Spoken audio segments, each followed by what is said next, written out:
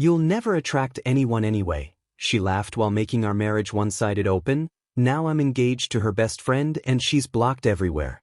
Looking back, I realized that moment changed everything, though the foundation for that cruelty had been building for months. I'm Owen, a 32-year-old master carpenter in Austin, and this is the story of how my wife's betrayal led me to discover what real love actually looks like. I built my custom furniture business from absolutely nothing, learning the trade from my grandfather who taught me that good work speaks louder than fancy words ever could. My specialty became handcrafted dining tables and built-in cabinetry for high-end homes throughout Austin, taking genuine pride in creating heirloom pieces designed to last generations rather than just looking impressive for a few years. After years of dedication to my craft, I managed to renovate a 1950s bungalow into my dream home, complete with a fully equipped workshop where I could design original pieces and teach weekend woodworking classes to people who appreciated the artistry of traditional craftsmanship. The attention to detail and artistic vision I brought to every project slowly earned me a waiting list of wealthy clients who valued quality over speed, though I remained genuinely humble about my craft because my grandfather always said that arrogance ruins good wood and good relationships equally. The business success eventually allowed me to hire 3 dedicated apprentices and purchase the premium tools that make the difference between acceptable work and exceptional artistry, establishing myself as Austin's go-to artisan for custom work that other carpenters wouldn't even attempt.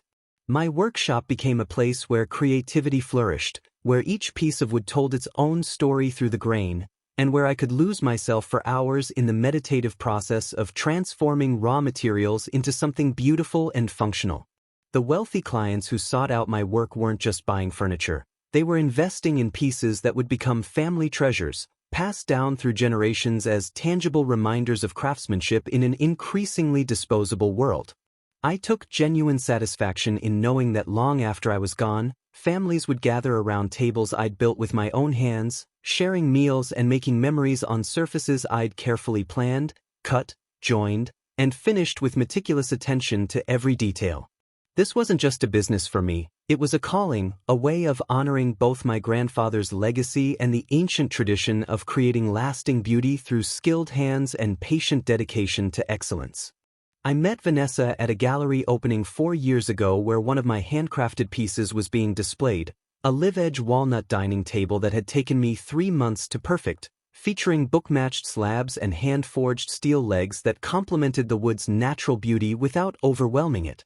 She worked as an event coordinator for luxury venues throughout Austin, organizing everything from charity galas to corporate retreats, and she seemed genuinely fascinated by my artistic process and the business success I'd built from nothing but determination and skill. Vanessa would visit my workshop regularly during those early months, asking thoughtful questions about wood selection and traditional joinery techniques while I worked on commissioned pieces, her genuine curiosity making me feel like my craft was truly appreciated for the first time in years. "I love watching you work," she told me one afternoon as I hand-planed a cherry tabletop. "There's something so peaceful about the way you transform raw wood into something extraordinary." Her enthusiasm felt authentic then, and I found myself looking forward to her visits, explaining the difference between quarter-sawn and plain-sawn lumber or demonstrating how mortise and tenon joints created strength that would last centuries. Our relationship flourished naturally as she started supporting my craft shows and art fairs, introducing me to potential clients through her extensive network of wealthy Austin professionals who valued quality craftsmanship and were willing to invest in custom pieces. She seemed proud to tell people about my work, often bringing friends by the workshop to see works in progress and explaining the intricate details of hand-cut dovetail joints or the careful process of selecting wood with complementary grain patterns.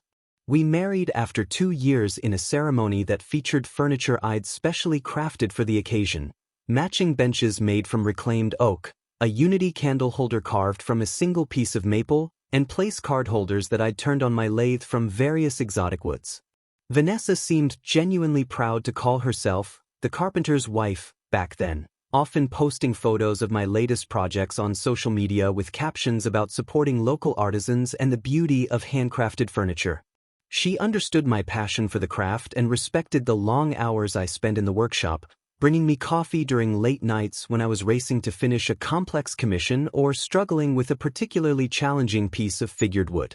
Those early years felt like a true partnership, where her business connections helped my craft reach new clients while my growing success allowed us to enjoy the finer things she appreciated: nice dinners, weekend trips, and the security that comes from building something meaningful together. I genuinely believed we were creating a life as solid and enduring as the furniture I crafted, built on mutual respect and shared appreciation for quality and dedication.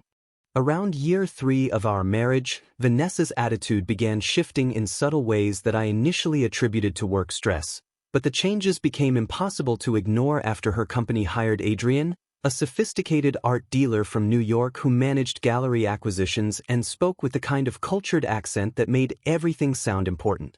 She started criticizing my work clothes when we attended her professional events, suggesting that my clean jeans and button-down shirts weren't sophisticated enough for the elevated, social circles she was now moving in through her connection with Adrian and his network of gallery owners. "You need to think more about your image," she told me one evening as I changed out of my work clothes. "People judge you by how you present yourself, and sawdust under your fingernails doesn't exactly scream success." The comments stung because I'd always been proud of my calloused hands and the honest work they represented, but Vanessa seemed increasingly embarrassed by the physical evidence of my craft. She began spending long hours at the office, claiming she was discussing art market dynamics with Adrian and learning about investment-grade pieces that represented serious money in ways that custom furniture apparently didn't. When she came home from these extended conversations, she was full of new ideas about what constituted real artistry versus mere craftsmanship, often quoting Adrian's opinions about the hierarchy of creative endeavors and how some forms of art commanded more respect than others. "Adrian says that true artists create pieces that challenge conventional thinking," she explained one night, her eyes bright with newfound authority. "They don't just make functional objects. They make statements that transform how people see the world." I listened to these speeches with growing unease, watching my wife absorb someone else's pretentious viewpoints and regurgitate them as if she discovered profound truths about art and culture.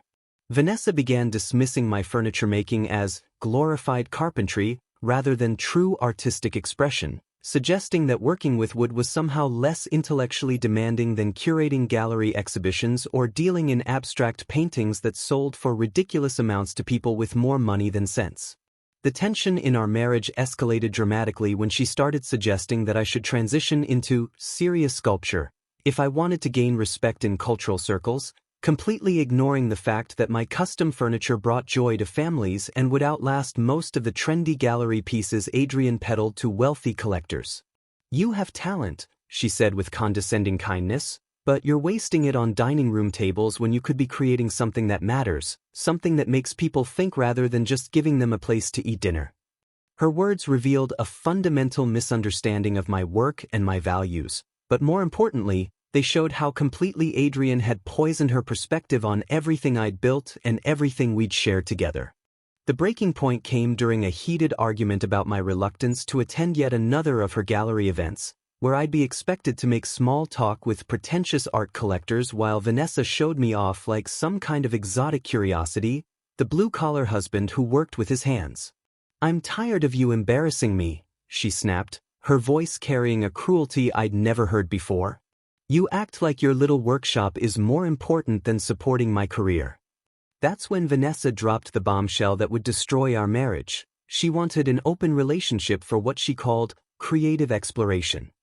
She explained with clinical detachment that our marriage had become artistically stifling and that she needed intellectual stimulation from someone who understood sophisticated culture and could appreciate the nuances of contemporary art that were apparently beyond my comprehension. "Adrian has opened my eyes to possibilities I never considered," she continued, pacing our living room like she was delivering a business presentation. "We have this incredible connection based on shared artistic vision and cultural understanding." When I asked what exactly she was proposing, her response felt like a physical blow. "Let's be realistic here, Owen. You'll never attract anyone anyway. You work with wood all day and smell like sawdust half the time. Most women want someone with ambition, someone who moves in circles that matter." The casual cruelty of that statement left me speechless, but she wasn't finished destroying everything we'd built together. She explained that Adrian had helped her realize she'd been settling for a provincial marriage when she deserved someone who could match her intellectual sophistication and cultural awareness, someone who understood that real success meant more than just making furniture for wealthy suburbanites. "I'm not asking you to leave," she said with patronizing kindness. "I'm just asking you to understand that I need more than what we have, and frankly, you should be grateful that I'm willing to stay married instead of just walking away completely."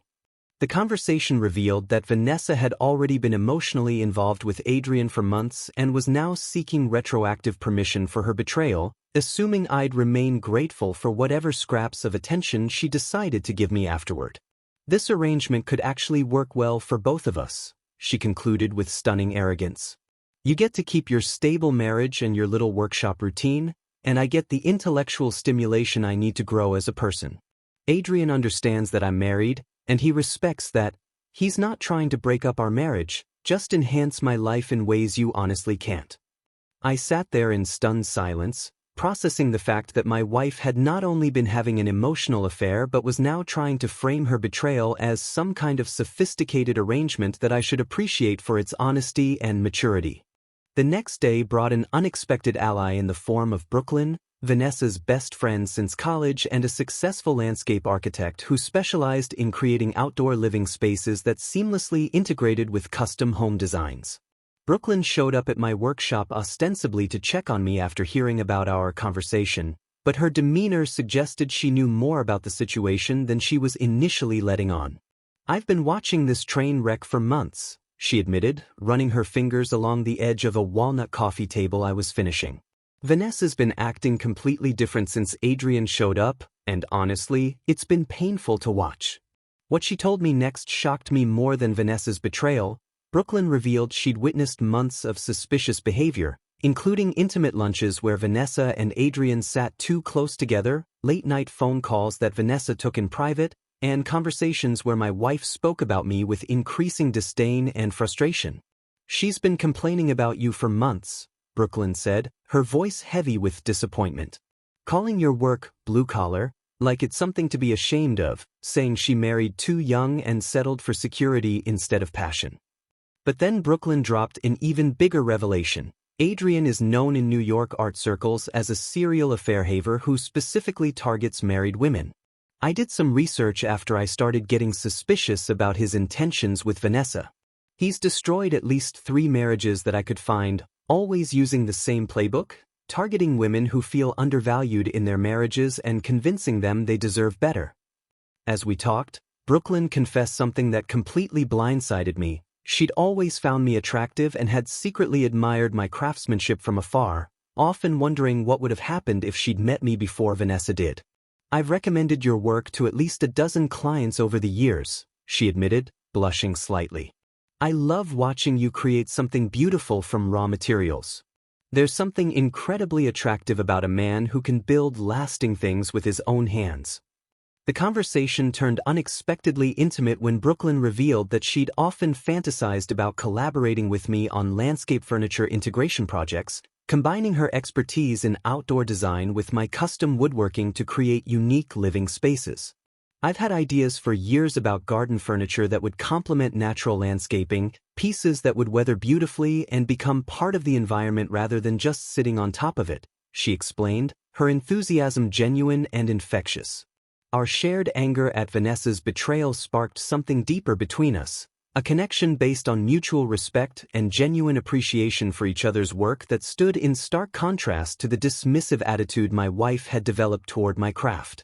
Brooklyn understood the artistry in what I did, appreciated the skill required to select wood with complementary grain patterns, and respected the patience needed to create pieces that would last generations instead of following trendy styles that would look dated in 5 years. "Vanessa doesn't deserve you," Brooklyn said quietly, her hand resting on mine as we sat in my workshop surrounded by the tools and materials that represented my life's work. "She never understood what she had, and now she's throwing it away for some pretentious art dealer who sees women as conquests rather than partners." While Vanessa pursued her sophisticated relationship with Adrian, spending evenings at gallery openings and wine tastings that she claimed were essential for her professional development, Brooklyn and I began spending more time together, initially as friends seeking comfort but quickly evolving into something profound and unexpected.